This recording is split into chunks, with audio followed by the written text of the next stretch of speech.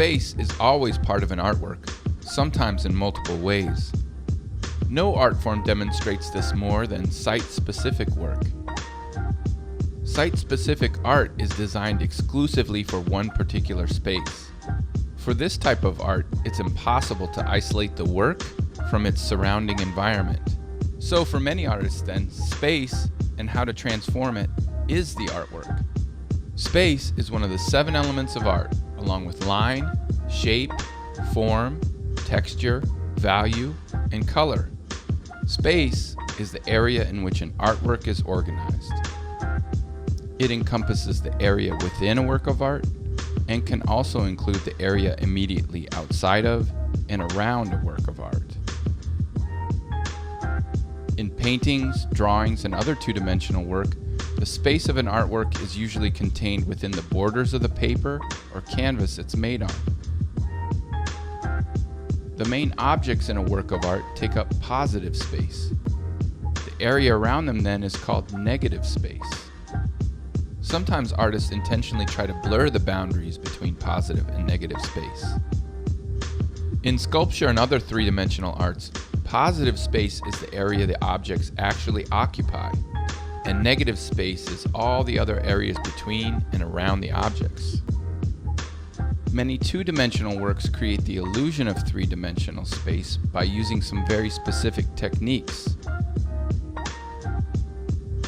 Notice how painter Kehinde Wiley overlaps some of the background pattern onto the front of people in these portraits.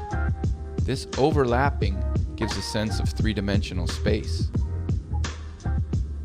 Landscape painter Wang Hui placed objects in different parts of the canvas to imply three-dimensional space. Notice how figures towards the top of the paintings seem to be moving further back in space, even though they are roughly the same size. Some artists do use relative size to give their work the illusion of real space. The smaller human figures in these paintings by Ben Shahn seem to be more distant and further away from the larger ones. Roy de Carava often contrasted sharply focused figures with blurry, soft backgrounds in his photographs. Such a contrast in detail gives the sense of lush, real depth. Varying hues and values will also give two-dimensional works the illusion of real space. See how painter Georgia O'Keeffe uses a variety of red values and imbues her work with a feeling of true depth? Painter Alex Roulette uses classic single and two-point perspective in his work to create the impression of deep, expansive space. Notice too how objects get smaller in order to seem more distant from each other. Some other ways to describe how artists use space are dense, open, cluttered, symmetrical, shallow, flat. How would you describe the way artists approach space in these works? What qualities do you see?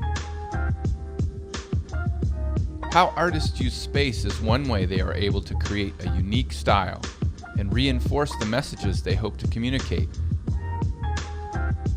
The next time you're looking at a painting, photograph, or sculpture, try to notice how the artist is using space in their work.